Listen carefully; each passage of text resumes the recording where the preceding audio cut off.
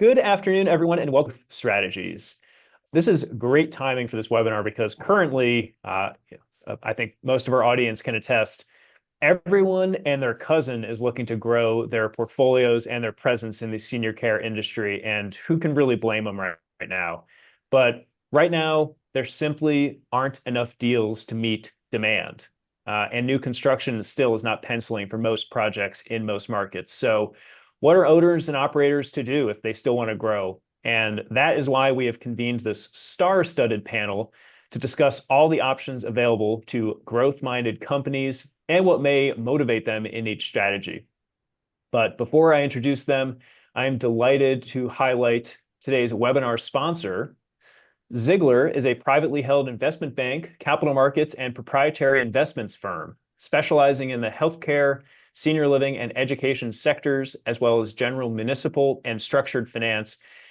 Ziegler enables clients to generate a positive impact on the communities that they serve. Headquartered in Chicago with regional and branch offices throughout the US, Ziegler provides its clients with capital raising, strategic advisory services, equity and fixed income sales and trading, and research. And I am equally delighted to be joined by Ziegler's Nick Glazner, who has been with the firm since January 2000. So you survived Y2K and then started there. And he's worked as a transaction advisor for countless clients and across more than $3 billion in deals. And in Nick's advisory work, he helps firms get creative with their growth mandates, and he's seen it all. So it's great to have you on, Nick. Welcome. Yeah, thanks, Zach. Thanks for having me. And next, Raj Patel joins us from Optalis Healthcare. Optalis owns and operates more than 35 senior care facilities across Ohio and Michigan, and has grown in various ways over the years, from portfolio deals to whole company acquisitions and mergers. So, Raj, I'm looking forward to hearing just how you approach growth today, and welcome to the panel. Thank you. Delighted to be here. Thanks for having me on. Absolutely. And then we have Joel Thiessen, who's the founder and CEO of LifeSpark, a regional seniors housing operator with locations in Minnesota and Wisconsin. He's a nurse by trade, which I think helps inform his person-centric holistic care. And he has built a fully integrated delivery system senior care company. That could very well be the future for many operators today. So, Joel, thank you for divulging all of your business secrets today. Yeah, thanks, Ben. Glad to be here. Awesome. Well, as our audience can see, we have a lot to get through today, but if users have any questions throughout the call that they would like answered by our panelists, they can enter them in the Q&A feature in the Zoom window, and we'll do our best to get to them throughout the 75 minutes. I'll also be posting the slides in the chat feature of the Zoom window, and you'll also see a couple of slides that are showing off our senior care M&A platform, Levin Pro LTC. If you have any questions about how to access our deal data and insights, please don't hesitate to reach out to me directly or to anyone at our company, but you'll see my email in the bio slide. And lastly, a survey will appear at the end of the webinar, and we appreciate all of your responses, so thank you in advance for filling that out. But Nick, before we get into the real nitty-gritty of the various growth strategies, can you first, and this may be a loaded question, but can you set the scene for today's M&A market and maybe what's making traditional acquisitions harder and what factors are pushing owners and operators to consider these alternative growth strategies that we're about to cover? I feel like there are going to be a lot of loaded questions today. Thanks for having me, Ben. Really excited to kind of hear some of the discussion with Raj and Joel. Yeah, setting the scene for M&A. You said it right at the top. This is an unprecedented time for transaction activity in our space. Deal competitiveness is kind of at an all-time high. I've got no doubt that this kind of super competitive marketplace is really impacting return expectations, and thusly kind of how operators are thinking about growth. So very topical, and we're seeing lots of companies pivoting, adding value in different ways. I absolutely think there's evidence that would suggest that there's the high valuations are driving operators to think creatively, holistically about care. Joel's going to have some things to say about that, no doubt. We have an increasing kind of complex regulatory environment, an increasingly acute uh, patients kind of running through the continuum. All of that is really requiring operators um, to think about upping their sophistication game. And frankly, just the competitive nature of the businesses, the business today is really requiring operators it, to to have some heft, to have some scale. And if operators can't scale the way they kind of they're more used to by adding buildings, then I think they have to look up other ways to kind of elicit margin. Look for other ways to elicit margin. On the skilled nursing side, and frankly, the senior housing side, I think we're in the midst of what it seems like kind of the blossoming of the next generation of operators. Um, and you've got two of them here that you'll hear from. In the years that we see it kind of as follows. The years following COVID, a bunch of hungry young operators were created to kind of take on a lot of the distressed product. I think we're starting to see those organizations growing up. Census is kind of rebounding. Operations are normalizing. Balance sheets are shoring up. We're seeing HUD queues again, right? That would suggest that a lot of those folks are getting back into healthier positions for their campuses.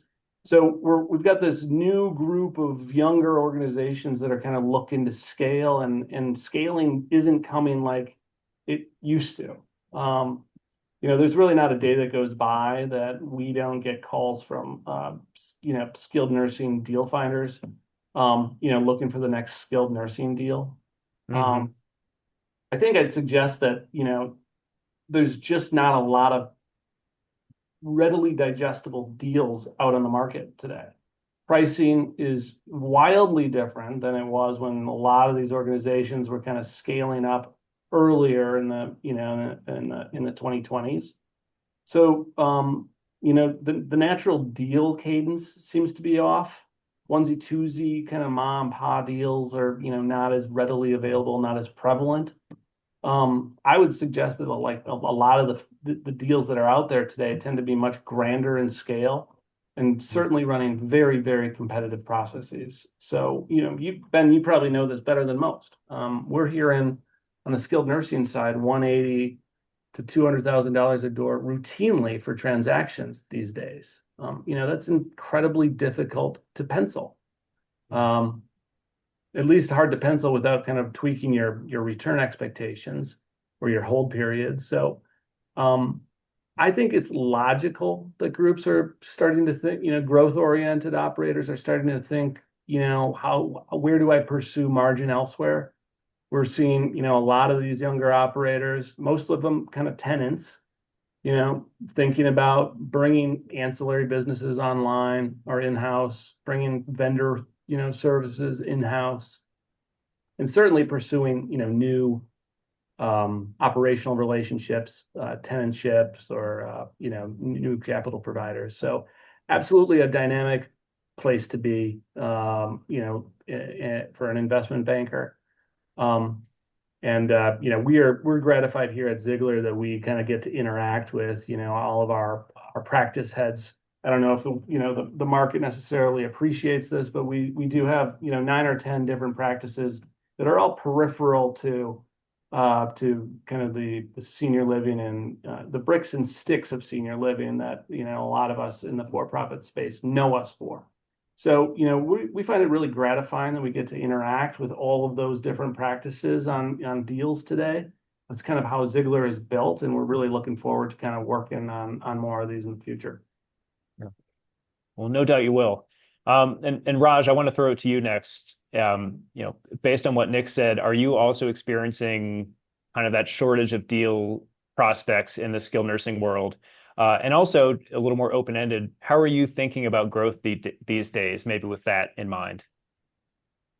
Well, great question. So look, if you don't have a shortage, I I feel like you don't have the proper filters on deal screening and criteria. You should be selective. At least that's my philosophy. Our company's philosophy is not everything is for us, and unless you're able to, get to a quick yes, I mean a quick no on a large chunk of the stuff that we see, then you're really not clear on what we want to be and what kind of company we want to have.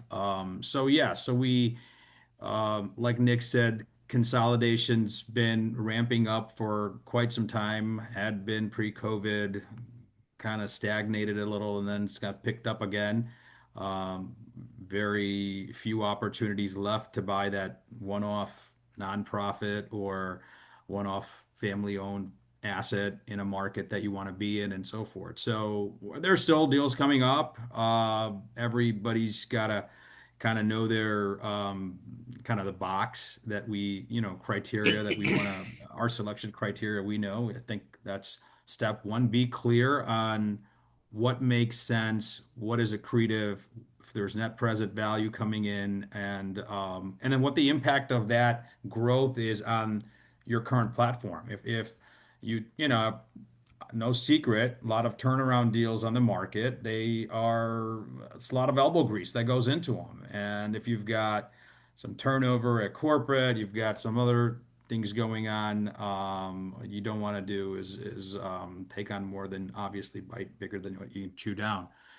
So we look at things carefully, selectively, but we're always, like I said to you before, I should be fired if we weren't. I tell you, we're not thinking about growth. We're always thinking about growth, thinking about it, dreaming about it.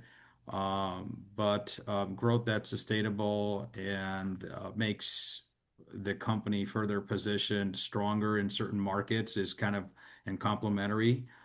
Those are the win-wins. And then, of course, vertical opportunities in the supply chain.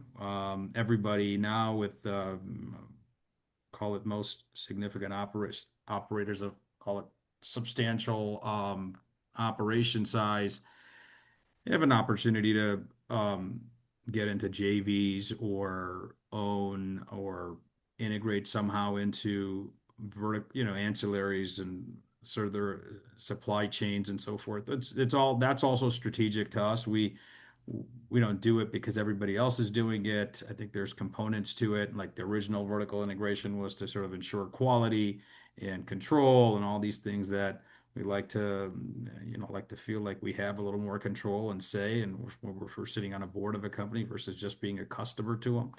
So, super loaded question, complex, but that's how we generally look at opportunities Yeah. when they come around. And we'll get into some of those areas that you mentioned too in a little more detail later on in the call. So yeah, I think that's a great starting point. And you're also mostly acquiring the real estate of these facilities too, right? Do you want to maybe touch on why you're approaching the real estate strategy as opposed to kind of just operating Yeah, contracts? sure. I mean, look, it's capital intensive. Real estate financing, and especially if it's a cash flow struggling type of an asset, it's still, take it to conventional lenders. It's harder to understand. You've got there's pros and cons to everything. We feel like, look, where it makes sense, where you can, at reasonable terms, get the capital, because of these assets are so heavily worn and they need continuous upkeep. A lot of buildings need more than just regular capex. They need conversions. They need modification additions to get private rooms and so forth that keep them market competitive. Um, it's all, I guess, less complex if you own the real estate versus you're leasing, because that's a whole negotiation with the landlord and a lot of brain damage there. Obviously, on the flip side, you can grow faster because if you're just more on the operating side and you're not constrained by the capital requirements of owning the real estate. So you've got to look at them deal by deal. Opportunity is if you can't own the real estate right away, possibly have a path to doing so via a purchase option and so forth. So at some point, you're in control when maybe the operation's performing a little better, it's more financeable, and so forth. But long term, I feel like there's so much interest aligned if operations and the landlord are sort of one or mostly aligned versus, in a landlord-tenant relationship. Well, Joel, I want to bring you in to respond to that because you are taking the opposite tack of kind of just operating. You don't own the real estate across your portfolio. So, could you describe maybe your thought process behind taking that approach? And maybe how do you define growth for your company? Is it by unit count, revenue, geography, brand presence? Is it something else? Yeah, great question. One I've thought about for the last 30 years, really. So when we started getting into senior housing in 2021, we started with 32 properties, where we were property management only, right? So we were in the community. So we came from the community and a lot from the medical and home health and community-based services kind of side. But when we did the 32, we quickly realized that working inside these senior housing buildings with, obviously the logistic benefits, the higher acuity population and our overall model, which is holistic, we could see that there was a lifetime value to the customer. There was a different revenue stream than just the property management, if you will. So a lot of people live and die on their 5% property management fees. But for LifeSpark, and to answer your question, and what's relevant here is that LifeSpark, obviously at the external side, we look at number of doors, and we're up to, by the way, from 32, now we're up to, we'll be at 56 properties that we'll be running in the next couple of months. So we've grown pretty quick. We're growing every month. We're getting a deal or two or three or four. So with that said, what's relevant is that we look at growth from the standpoint of fully monetizing that lifetime value of a customer. So we obviously have our payments from our owners, which we want to obviously drive the NOI and drive great outcomes, great occupancy, length of stay, all the critical, points, revenue per client. But then from a LifeSpark kind of business case and why we can do this and live on the operating side is that our unit economics are pretty much at least doubled than what a normal property management company is because of our fully integrated medical group. We're in the ACO models, we're taking risk. We have our own late life and hospice program where we're making, really good margin on that business and driving, a different integrated experience across the relationship with the clients and families. So growth for us is really fully monetizing the doors, right? But at a whole different level than what people think of, right? So if you look at a client, if you will, like the market in senior housing looks at a assisted living or memory care client in the sense of like, okay, this could be like 2,000 to 10,000 based on if it's a memory care client, right, or something. I mean, there's a range, right, in different markets. And that's the revenue opportunity, and that's what everybody plays off of.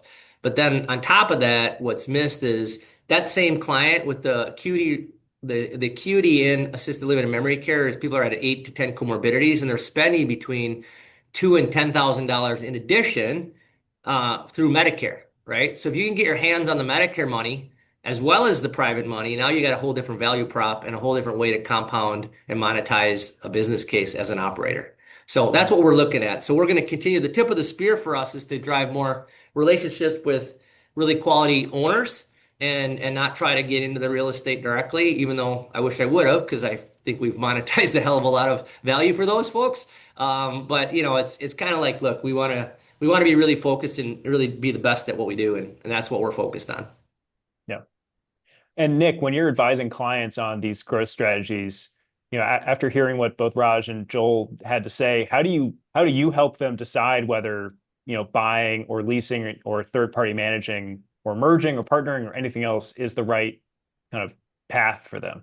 How do you approach that? Yeah.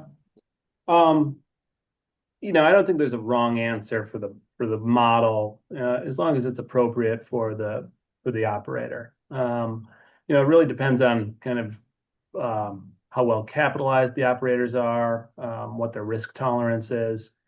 Our process here at Ziegler is really focused on, making the right introductions and making sure that the partnerships that we are pursuing are fruitful for really both perspectives. That's a nice way to say it, but I don't think there's a wrong answer for any of these models. I might argue, and you heard, both Joel and Raj say this, that the market does seem to see more value in some degree of real estate ownership.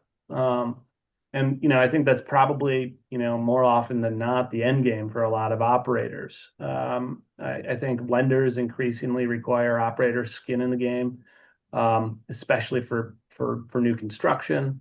There's just more capital creation opportunities if you're kind of controlling the destiny of your campuses. So, I think people end up thinking in terms of ultimately owning, a portion of the, controlling a portion of the ownership of the bricks and sticks.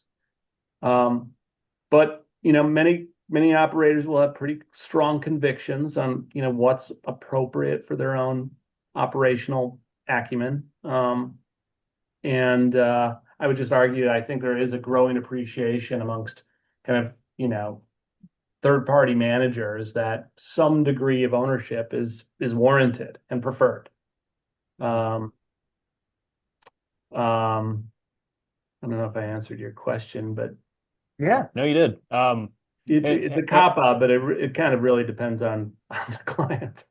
Well, yeah, I think that's just a real quick add on to that. So I think, like personally, I'm in the real estate deals because like Nick is talking about, the company's not, but I'm in them personally, right? As a CEO and as a majority interest holder for LifeSpark. So I'm in the real estate, Nick, a little bit, as you probably know. Maybe you don't know that. But Mhm. I think the point that I wanted to make is, right now the market's obviously feverish and frothy, right? And everybody's getting after it. And so I think there's different deals that people are making around trying to create value on net enterprise value creation, right? So promotes are different. The way the contracts are being constructed between owner and operator are getting looked at hard. There's a lot of negotiations going on with different groups to try to, put, maybe some even risk in there. Like we're willing as a company to take real risk on performance. And so, obviously with risk comes reward and that net enterprise value on that real estate asset when it transacts, if it transacts, is really, really valuable. So I think it's just a different way to think about how to create value in partnership. And I think there's some really cool stuff going on right now, and it should, to create better alignment, which is what really needs to happen. and Raj, you mentioned earlier that as you're evaluating these acquisition opportunities, you have to make sure that the property is a good fit. Can you just give a few specific examples of criteria that you're looking for that, can check those boxes for a property that you're legitimately interested in? And Joel, if you have anything to add after what Raj has to say. Yeah, I mean, it's not going to be any surprise. Look, you got to assess and have a good idea as a decision maker on what your operating kind of geographic radius is of strength, right? Everybody understands that our people are concentrated. The people that support the buildings, the properties that are generally coming up for sale have a very, very, at least we're finding on the skilled nursing side, very weak leadership. They're, I hate to put it this way, mostly battered properties that have just been kind of waiting for somebody to take over. So knowing that we're going into, call it somewhat of a little bit of a buying a burning house situation, we don't want to make things even harder for our team. Like I said, I'm always mindful with what I don't want to do is any harm, not just not to our patients, but also to our team. So we're not going to buy stuff that's just so problematic that they're taking time and energy away from nicely stabilized projects otherwise. So I mean, look, this is a healthcare service business, not just a service business. Any service business, you want to, kind of be proximate to your abilities to manage, go see it, have eyes on it. So your first, I guess, criteria is it in our market? Is it in a market that makes sense? Is it the size and scale?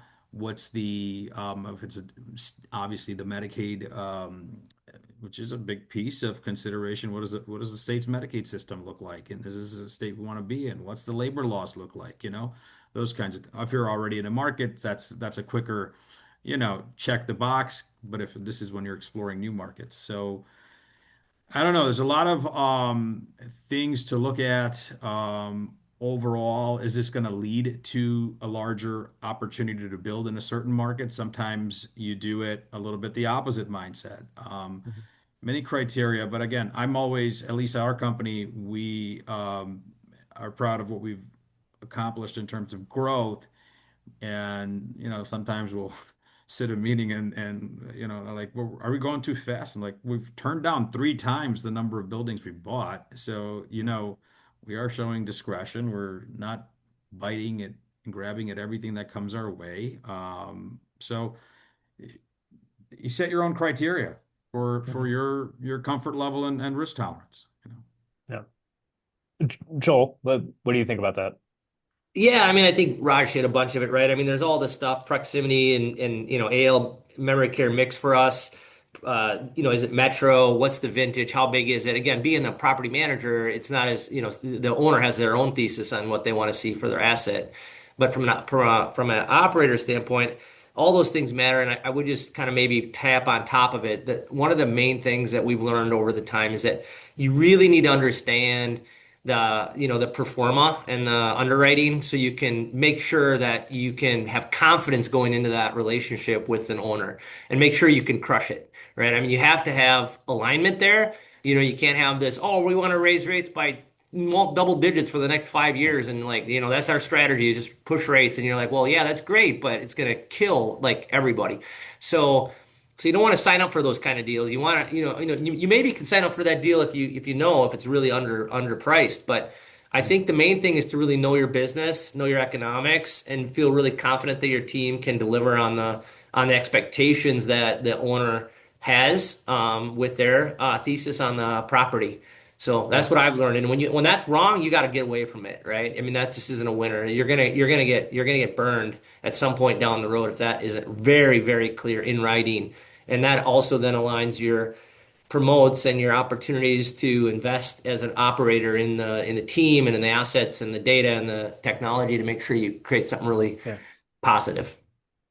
Well, that's a perfect segue into my next question for you, which is when you're doing due diligence before taking on a new management contract, how do you know if a property has that real turnaround potential? Yeah, I mean, it's just what we talked about. I mean, you get the first thing you get is obviously all the financials and the trailing. You basically have to we have a full team of underwriters. So we do the underwriting for our owners and they cross-check it, if you will. And then we do it together and we make sure it's the same.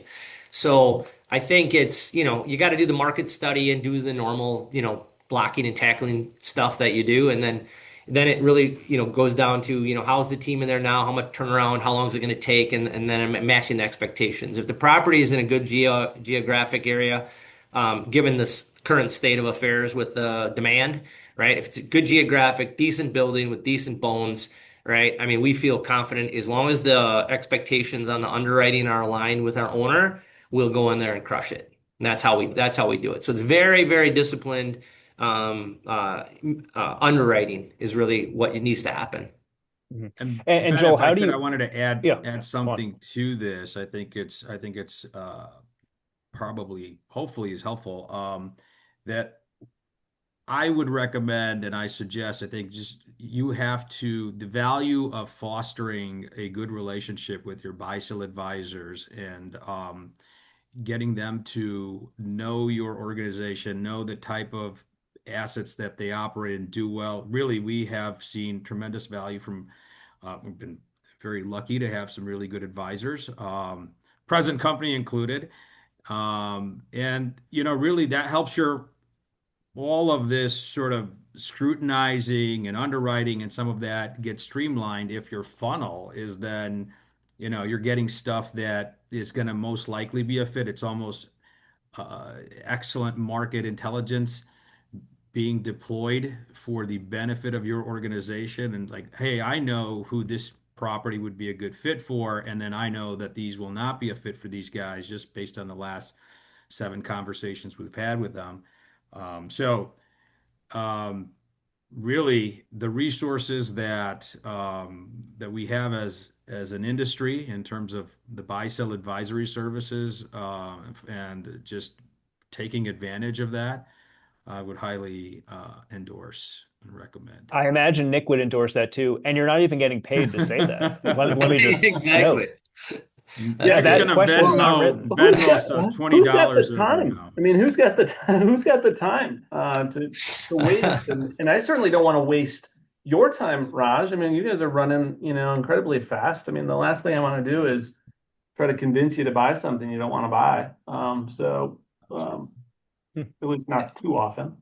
But Yeah, I think that goes to Ben, like what Nick and Roger are talking about too. I mean, again, a bad deal is going to it's going to hurt you down the road, right? Because if you have Yeah. misaligned expectations and it's a bad, it turns up upside down, everybody loses, right? So that ability to have moderation and make sure that there's, good fit and that it aligns and that expectations are reasonable is super important. Because a bad deal will hurt you, as we all know, running these things. If you have a bad deal, it takes 3 times as long, 4 times as long to fix it or maybe never fix it. Plus it puts a black eye on your face, right? So you don't want to get into those deals. So the front end process, instead of ambulance chasing, just chasing after everything because it's all so feverish, is really a bad idea. You need to make sure it does fit. You do have the capacity internally, you do have the right leadership, and you can deploy and create the outcomes that everybody wants and sees is fair. Yeah. Well, Ben, Joel, let me ask, how are you actively securing and finding new management contract opportunities? Yeah, so it's a combination. So that's really a great question. What we've done over the last couple of years, again, we're kind of new kids on the block in a sense. We've gone from really, kind of more value-based kind of physician services, all the population health stuff to this senior housing. And we started out with some syndicated capital partners, some high net worth kind of groups of guys and gals that were syndicating and building properties as a side job in Minnesota here. And that's kind of how we got into the business. As we started to grow and we went from 32 to 35 to 37, we started now opening up to our performance has been really solid and we've been able to attract, we need different types of capital partners and owner partners. So what we've done is now we have a REIT. So we have long-term care REIT that we're working with because that's great because they have a different thesis. So where I'm going here is that they have a different buy box than private equity. Private equity has a different buy box than the syndicated capital. Syndicated capital has a different buy box than nonprofits. And so what LifeSpark's done is we've kind of looked at the market and said, look, we want a broad strategy where we have just a one or two. So then when we have a property come up, they're thinking about if they want the highest NOI and the highest occupancy and the best outcomes, they're going to bring us in. And so that's what we're starting to see, Ben, and it's really working out really well for us because we're actually selling some of our assets from one class to another, right? So we're selling some of our syndicated capital to actually inside our nest, which then we stay in for management, which is always a concern about operating. So we're selling properties. We're just trading them across our different owner groups, and they love it, right? And they're all loving it because they're like, yeah, well, I've taken the meat off the bone on this one. This is a dented and rusted one, and you guys filled it up. Now let's sell it to the REIT, which they want, obviously, good return, but they don't need 100% IRR. You know what I mean? So that's kind of what we're doing. So we love the fact that we have a kind of a playbook and a really open, trusted dialogue going on with a number of different partner types, and that we feel is the strategy that's going to win for us in the future. And Nick, I know you've been noodling on this for a couple of years now, but when you're seeing management contract opportunities come to the market, how are those getting valued? yeah, it's there is not a ton, it's still pretty opaque, right? Not a ton of data out Not a there, I would ton say. of data. We've I know tried. you guys are working on that. That said, I think people are starting to kind of acquiesce around internal valuation metrics. And I think this year is going to be very exciting to sort of shine a light on, how the outer world is valuing, call it pure play management teams, management contracts, management companies. Value is always dependent on the scale of the operator. The underlying property is kind of a critical component to how, the world is viewing those managers and their brand image. Markets, obviously, and operations are going to be important to outside buyers. And Joel touched upon this, the relationship with the landlord and capital partners and whether or not they have kind of, they're built for growth or are viewed as a risk. Contract terms are, increasingly paid, more attention to, the length of the contract, obviously, and the security of those contracts. Again, back to the relationship with the capital providers or landlords. That's, a critical component into how, people arrive at value. Whether the termination clauses are, distracting to that. Um, and a 10-year contract with a really manager-friendly, termination clauses, much more valuable than kind of month-to-month sort of situations, obviously. But I think there are buyers for both. Yeah. Are Um, there any upfront cash components that an operator would have to shell out to get some of these contracts? I think the Wild West of just being swapping into an operator situation, I think is going away. I mean, it's still happening for sure, but I think that there is increasing attention, and I think stakeholders, I think landlords are accepting that the market will be valuing operators going forward, and we're certainly seeing that happening at scale. Difficult, just given the dollar amounts for a single contract here or there to have intermediaries involved, and that can kind of, slow down probably the price discovery for those types of transactions. But Joel, I'm sure is, in a situation where he's picking up contracts, there's that discussion happens, right, Joel? Yeah, I was gonna say, like, it's kind of amazing. I mean, from our experience, we're seeing, our biggest value contribution is when we do get the dented and bruised properties that are, they're doing okay, they're in a good geographic, they might be 80% or 85% occupied with maybe a 10 to 20% NOI, and we're driving them up to 95% full with, 30 plus NOIs, right? So it's really, I think what Nick's talking about, what we're all talking about here, it's really the truth and the ability for you to perform and how confident you are to do that and how much risk you're willing to take. I'll tell you, LifeSpark's willing to start taking risk on our operating performance because there's always this story in the market like, oh, we want to work with regional operating people that we can trust, and we want to diversify our operating because we got burned from 5 star or whatever in the old days, right? So it's like we don't want to have that. So it's like, well, yeah, but if you have somebody that's really kicking butt and you can actually perform, then why wouldn't you? And so we've actually gone. The reason why we went from that 32 to 56 very fast is because we're taking out other property managers, known names, right? Like on a regular basis. And we're going in there and we're underwriting, we're seeing what they've done over the last year or two or three. And we're saying, well, we can do this. And then we do it. And then everybody's happy. And then we get another one. We get another one. Now we got people that are just saying, hey, look, we'll just do any deal that we can that's in your geographic kind Yeah. of footprint and let's go. So I think that's where you get to. And then the leverage that you have as an operator to be able to negotiate, these better terms as we've been talking about it is, go way up, right? It's not rocket science, right? I mean, to your point, you become way more valuable because in the end, it has to be operated well. And, it's great now because there's so much demand and everybody can get occupancy, but you can't eat occupancy, man. You can eat NOI, and NOI is where,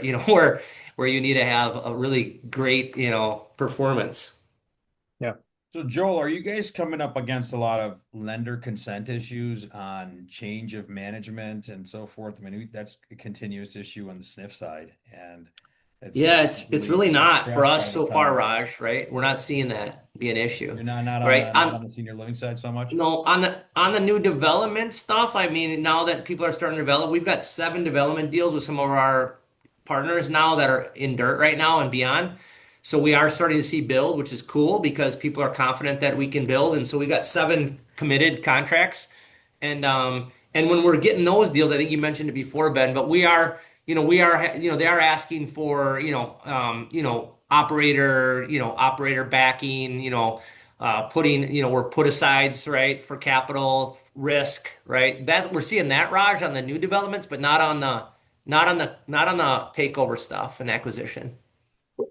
Joel, what does the shared risk look like that you mentioned going into these, call them turnaround opportunities? Are you guys deferring management fees? Are you just participating in the upside? Are you Yeah. what does that really look like on just do a onesie? Yeah, that's a great question. And we're, it is a little Wild West there, Nick. It depends on who the partner is and what it looks like, but we're willing to do any and all of that. We've done some of that already, all of it, right? We want to be able to give some of the owners more confidence to make those transitions. So we are willing and will put money at risk, right, for operating performance. We absolutely have put some money into it. Like I said, I've personally put money into those deals. And then on the promotes, we have discounted. I don't want to talk out loud and say that to everybody because everybody's going to ask for a discount, right, Nick? So it's like we have we have done some creative things, but again, if they're gonna ask for a downside, we're gonna take an upside, right? So if instead of a 5% management fee, and they want a 4, then it's gonna be 4 to 6 or 4 to 7, right? And based on performance. So that's what we're doing, Nick. We're being thoughtful about it, but willing to put our money where our mouth is. Just because we have something different, I think that's making it work. Mhm. Hmm. Well, I want to move on to whole company acquisitions, mergers, portfolio deals. Raj, have you considered any kind of significant mergers or whole company acquisitions in your tenure there at Optalis? And Yeah, I what mean, made, if so, what made those deals attractive to you? we've acquired portfolios of buildings. In fact, that's kind of the, I guess, the bulk of our growth has come from, call it hospital systems divesting. These are, um, I guess, um, market offerings as a result of strategic decisions by, um, call it sophisticated operators, health system operators, or um, JV type of operators, or assets that are getting re-tenanted from REIT ownership and so forth. So, like we said, there's onesie twosies are few and far between. There are let's call it smaller portfolios, 5, 6, 7 type of groupings that are generally geographically, for the most part, you'll get a good bundle, a good package. Of course, well, we've acquired those. I don't think we've ever really bought anything that was stabilized. Hmm. Everything's a turnaround. That's why it's selling. Be prepared to underwrite it as such, built in your performas and so forth. But um, when they come around, like I said again, we know what we can take on. We more importantly know what we can't. So there's a lot of stuff you see, and there's some stuff that's thank you but no thank you pretty quick. And if it's good, then we just focus our energy on that. And that doesn't mean you're not nobody's gonna get a perfect portfolio. And that's the other thing, right? You got to know you're gonna go in. You're not gonna cherry pick out the best 5 out of the 7. It's 7 or none. And then you got to be thinking about on the other side of this, these other 2 that aren't really, really ours to keep for long term. How are we going to divest those off? What's the Hmm. plan? Is it right away? Is it a couple of years down the road when they're a little more attractive and so forth? So all of that type of sort of planning goes into, evaluating an opportunity, and then we execute when you're never gonna, at least we've not had this where all the boxes are checked. But if you get enough boxes checked, then we move forward. Because if we Yeah. wait for deals where we're gonna check all boxes, we won't be doing many deals. Hmm. Yeah, I imagine those opportunities for scale in a meaningful way don't come across your desk all the time. Well, think about it. We're in the markets we operate. Take metropolitan Detroit or Columbus, in, you're buying competition, Yeah. right? If you're buying in your market, you're buying competition. There's things like, now we're not competing not just for patients, but also for employees. And, the wage race slows down. And then you've got some ancillary type of services in the network, then they essentially get more efficient also because they're gaining market share and customers, and really only for adding on some variable overhead.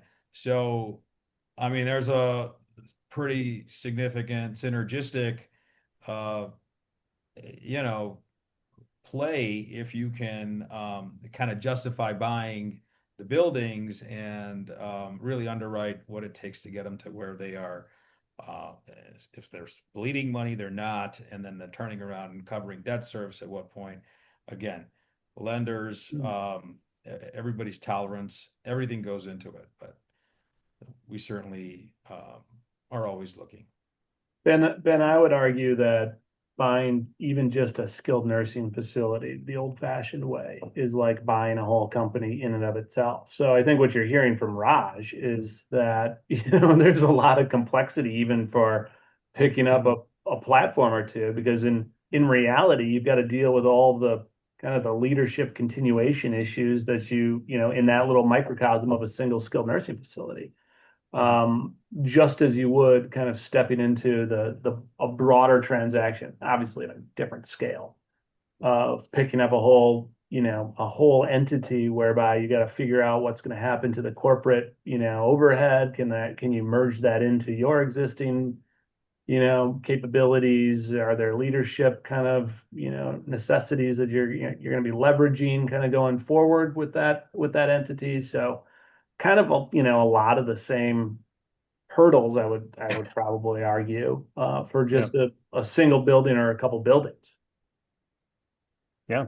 Well, Joel, on the seniors housing side, is a merger or whole company acquisition ever appealing to you, either for scale or talent that you can bring in, or new pair relationships, or is it too much integration risk, do you think? Yeah, no, for sure. I mean, look, how we started, remember, we bought a really nice property management company in Minnesota called Tealwood. That was the 32. So we did, our first one was 32.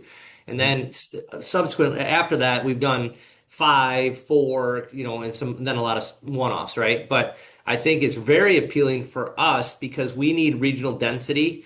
And so for us, we are working tops down. So we're working with the owner groups that I talked about and the brokers. In fact, the brokers are a lot of times calling us because they're like, "Hey, what capital partner should we talk to about this? Can you underwrite it? And will you get a deal done? Help us get the deal done, right? Because they have confidence in our operation." So that's our traditional tops down, and then the bottom up for us, we're looking for, as we talked before, we're looking for a property management company to acquire, right? In a market where we can get 10, 20, 30 buildings, right? Where we can get under management and then put our full model to work, right? Not just the property management, but the medical group, the hospice affiliation, the strength, purpose, and belonging. So that's where we can run different unit economics. So actually, we're on the hunt currently right now for that kind of opportunity.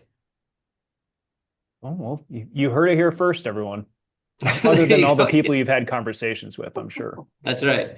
Yeah, and it's good. I mean, it can be a really positive thing because a lot of property management companies, they've been in that vein of like pure property management. And when we can work together, like we did with this company called Tealwood, a lot of old Beverly folks, really great people, unbelievably awesome opportunity for us when we did that acquisition.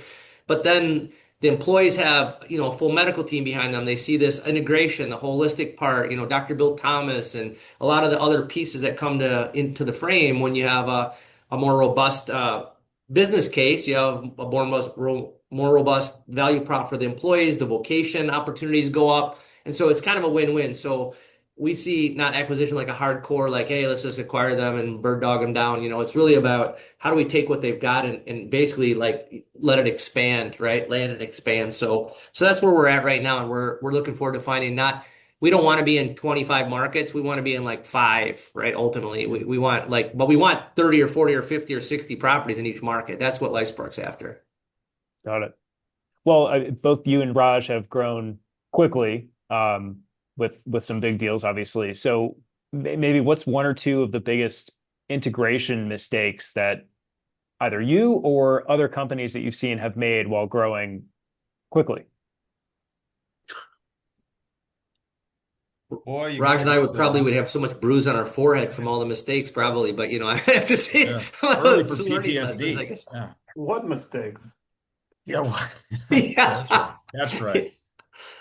Boy, I have to think about that. So I'll let Joel go first while I'm thinking about All it. right, fine. I'll just jump on Yeah. a couple things. Like, I think, look, the biggest mistakes is like to again, like I've mentioned already, to be with the wrong partner is deadly, right?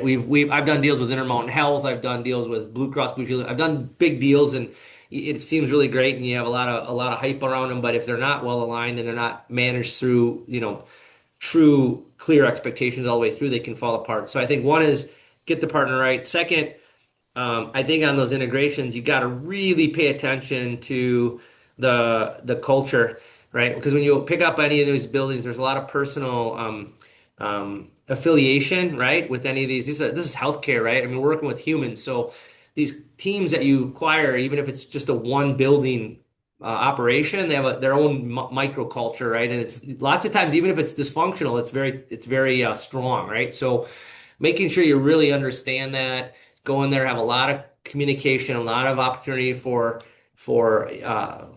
understanding the challenges that you're going to have, both with the clients and families, as well as most importantly the employees. So I think when you try to go too fast and you just try to rip them into your ecosystem and not take a lot of attention to that alignment, where they get their heads around where they want to play and they get it. That's where I think you can run into the quickest and most troubles, because nothing else works. I mean, you can talk about workflow and data integration, and obviously we can talk about EMRs and talk about all sorts of things that matter like a lot, but the biggest things are partner alignment and employee kind of culture alignment to me. Mm.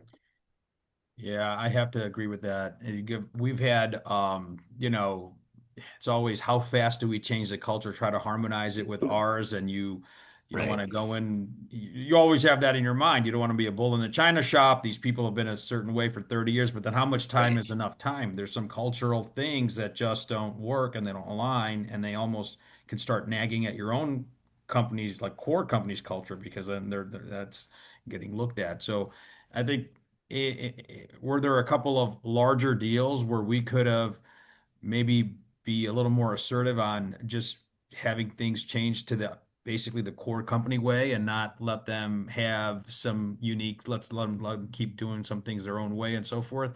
Those are probably the learning curve items, the big ones for us. We've kind of concluded, look, there's 6 months, and we know which administrators are going to work out, which aren't going to work out. Maybe I'm done giving the benefit of doubt of, well, this person's just Yeah. underperforming because they never had the right environment and this and that, the other. Well, now they have everything. And if you're not going to thrive, it's like putting a plant in the yard. If it ain't moving in 3 or 4, 6 months, you rip it out, put another one in. Yeah. Because hope is not a strategy when it comes to turning around nursing homes. So I think stuff like that, we are like trying to be the call it nicer, gentler company, but yeah, we learned quick that there should be limited patience, and you don't keep watching a little plant it's not there to thrive. Then let's make the changes, pull the band-aid off, and don't look back. Yeah. Yeah, I just double stamp on what Raj's saying. I mean, I already said it, but agreed on what happens with the microcultures. Some of the leaders might feel so strongly that they sabotage anything that you try to do, right? And so that sabotage becomes very, very destructive for the rest of Mhm. the people that want to move forward. So, like Raj said, we go way beyond the benefit of the doubt to up first, and to try to get them to really be aligned and work with them. But if it's not gonna work, we quickly, make that, in a positive way, but we make that transition, because otherwise you just keep thinking it's gonna work, and you kind of get little bits and pieces, and it just continues to degrade over time, and it's not worth it for anybody. Yeah. You got to be mindful. Like it's almost a paradoxical psychology in some of the cases where the employees coming over are upset with you for buying their company and really not upset with the seller for selling. It's like this weird, they're showing some sort of, resistance and pushback on even just common sense things. But no, that's not how we've done it. It's almost like a protest. And we were, I guess, a little less aggressive with that. Now we have a little bit less tolerance and all of that for those kinds of things. It's you're gonna do it. We want to be collaborative, but we're not going to entertain things that are way out there because somebody's just just wants to be difficult about adapting to the new reality of what's happened to their company and their employment. Yeah. Well, I appreciate you guys sharing your experiences there. That's certainly helpful. Yeah. I want to jump to ancillary services and vertical integration. Nick, are you seeing more investors kind of showing interest in acquiring senior care platforms that already have baked in ancillary services or value-based care relationships or components? Um, I think just generally speaking, there is just more interest in senior care platforms globally. I don't know if there's enough data to suggest that there's more interest in specific kind of sophistication levels, as you go up and down kind of the scale. Um, I my guess is that, the integration of ancillary businesses, if it's driving, kind of direct replicable NOI improvement, um, ought to have more interest assigned to it. Um, it does feel like a lot of the private equity is still learning a lot about the senior housing space. Private equity kind of peeking into senior housing. I think they see an opportunity to overlay some of their portfolio companies into a population that's captive. I think that's broadly speaking how a lot of private equity firms are viewing senior housing opportunity right now. Um, you know, I think there's a lot to learn, though, and these fully integrated sort of models are complex, right? And so, I think that that's probably yet to be determined on kind of where people's heads are at. But from our vantage, it seems to be where senior housing is headed. So, get your learning done, private equity. Got it. Just to address an audience question, yes, a replay will be provided afterwards. So you will be getting that, and the slides have been shared in the chat feature if you want to download those too. Raj, I want to get in your head on when it makes sense to develop your own in-house ancillary services rather than contracting with a third-party provider. Well, first of all, scale is everything. You've got to have the critical mass in the market to offer to set up. Essentially, these ancillary service companies are service companies, and they've got you know, a minimum amount of, call it business beds, whatever you want to, whichever terms we're putting this in, available to service to actually be viable, and not just viable, but viable to the point of where their services aren't, it's a short learning curve. So what we don't want is to be building something where they're learning on the job and those kinds of things. I mean, our view of ancillaries is a little different. It's of course there's economic opportunity, but it's not the primary driver. If we have good assurance of operational delivery, we feel like we can control, and in the skilled nursing side, it is, pretty vital with all of the other, um, I call it criteria and how we that are in play. So if we have better control over systems and processes and even the people running some of these very critical healthcare ancillary services, that becomes an extension, brings in subject matter expertise over our operations, right? So if you've got a lab that just isn't, you got a market lab that just starts performing, it's causing a lot of readmissions. Um, Not that there's the biggest and most compelling opportunity in some sort of a JV with a lab that works where we have ability to put somebody in. It's more of we will be able to be at the table really meaningfully and having an audience that works towards solving our actual operational problem at our main business. And then, like every other opportunity in sort of horizontal, really, it's vertical and horizontal growth, right? You will want to always ask the first question is, are we operating or is somebody else operating? Are we JVing with another operator? And then the due diligence is two different tracks. If we're operating, that's a whole other business that you're running. Who's going to run it? And what does that take away from our core needs of everybody's attention and so forth? If somebody else is operating, they've got a platform that we're kind of plugging into. Well, that's not without another type of due diligence is what's the compliance concerns and what does their structure look like and so forth. So there's a lot to consider. Everybody looks at a pro forma that gets everybody excited, and you're going to come in with this many beds, and you're going to just, get a check for, so and so by really not buying anything new. it has backfired, and not so much for us, but we've seen it backfire for many others, and a little bit for us too.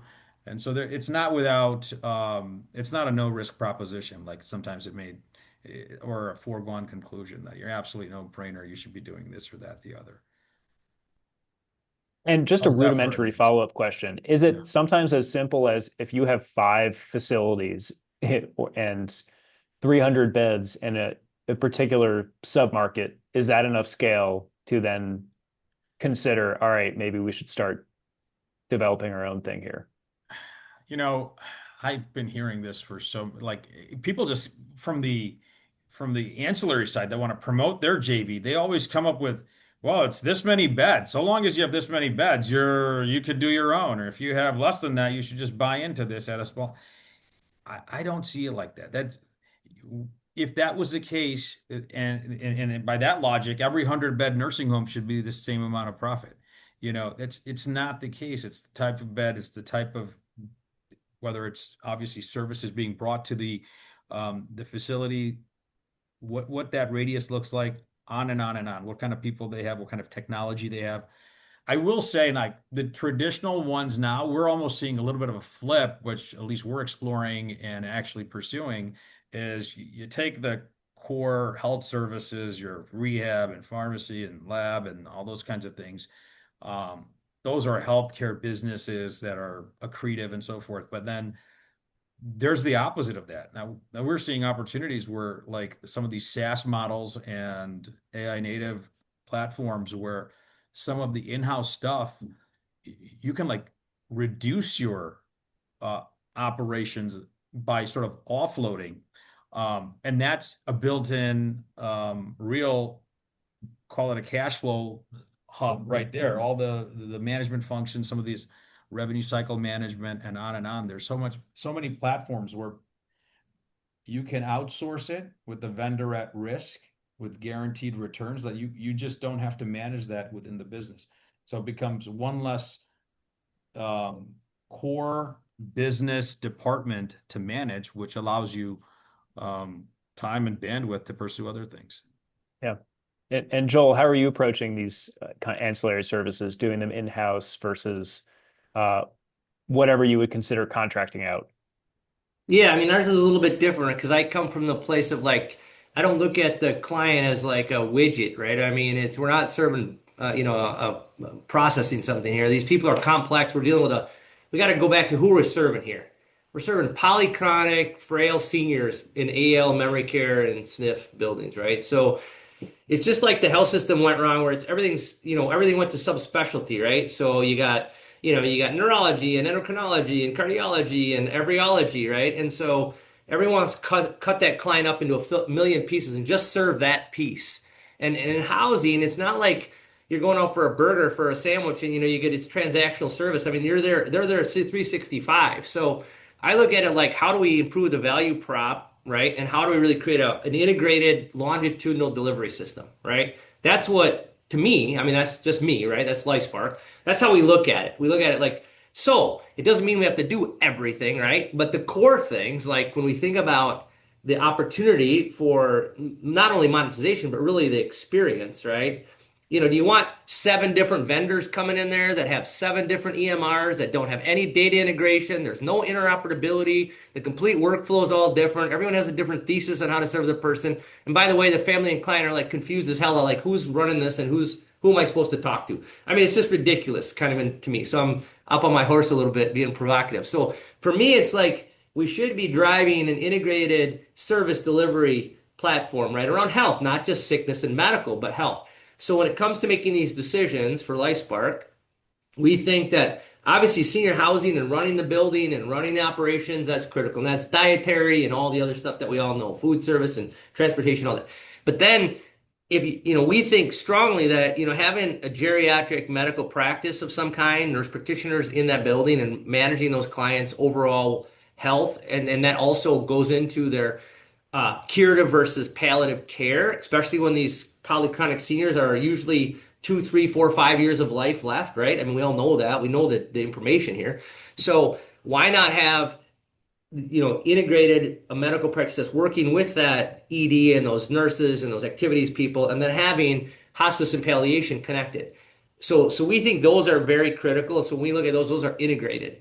As it relates to everything else like home health and therapy and pharmacy, and yes, we integrate in transportation. Those things are commodities. Those are more commoditized things that are not as critical to the experience, to the family and the client experience. So those we subcontract, joint venture, partner, and sometimes we own them, but it's really that core set of not fragmenting the experience too much, where the data and the ability to understand true outcomes as it relates to the true benefit of what we're all there to do in the world is really showing up. I mean, it's easy to see like the ancillaries for us, we have to, from the standpoint of getting more contracts and working with more owners. I think Nick said it really well right away. It all goes back to NOI. Does this affect my NOI? If I bring in a medical group, does it affect my NOI? Does it affect my length of stay? Does it affect my rehospitalization rate and lost revenue for people being out of my building? Does it affect the client acquisition benefits of the marketing and Marcom benefits of these different services? And are people less hospitalized so I can keep them in my building longer, and do they live longer? Those are things that are easy to translate that everybody's grabbing onto right now. And then it gets to be the harder stuff as far as why you do that. So I'm a strong proponent of not just bolting on a bunch of crap that's not integrated. If you're going to do it, it needs to be deeply integrated. Otherwise, it's just a monetary vessel of silo that somebody else could probably do. Great points. And then Nick, kind of switching gears here a little bit, but what financing options are available right now to owners and operators that are pursuing some of the non-traditional growth strategies that we've talked about so far? So are you referencing management contract sort of acquisitions? I mean, or ancillary products, or all of the above? All the above. Yeah. Loaded question. There is growing interest in, from what I'll call the lenders that we're all used to hearing, right? The senior housing lenders that touch our space currently. I think it's fair to say that there's growing interest and growing capabilities to invest in kind of service-oriented businesses. But I think all of these strategies are very equity intensive. So, leasehold, buying into leaseholds, which we're starting to see, more play out, and maybe that's a discussion for another day. Management, sizable management company transactions, and then ancillary businesses, all of those very equity intensive.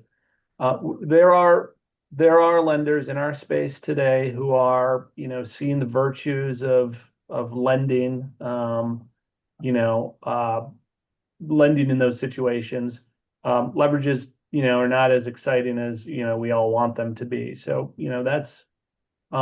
that's a con, right? I think that's going to change as more of these transactions start taking place. My hope would be that, we would see more lenders kind of coming to the table.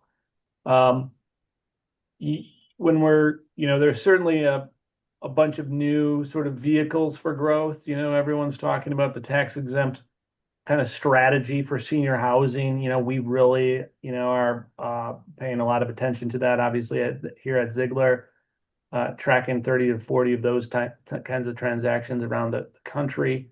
Those are interesting. They're kind of not what we're talking about. They're really kind of real estate backed transactions. So it's a little different than what we're talking about here today. But these sort of atypical vehicles, I think, people are paying attention to. And so I think lenders are going to start coming to our space more meaningfully, especially after some more sizable deals transact.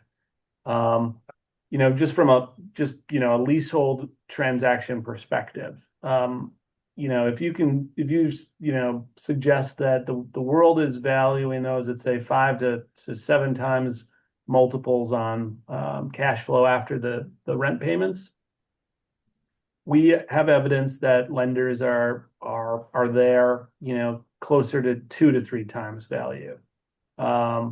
So they're coming to the table, just, not a really exciting sort of, levels yet. Yes. So Nick, could I ask a question on how what you're seeing the lenders underwriting to for collateral purposes on these sort of non-real estate deals? How are they looking at that collateral? And you mentioned a multiple. Just curious. Yeah, so a lot of the call it ancillary business activity that we touch is really, not operators buying those ancillaries. It's really kind of private equity transactions. So the lender situation is a little bit different. When it comes to, you know, platform operators buying, tangential ancillary businesses and then using their, four walls as a growth vehicle for that.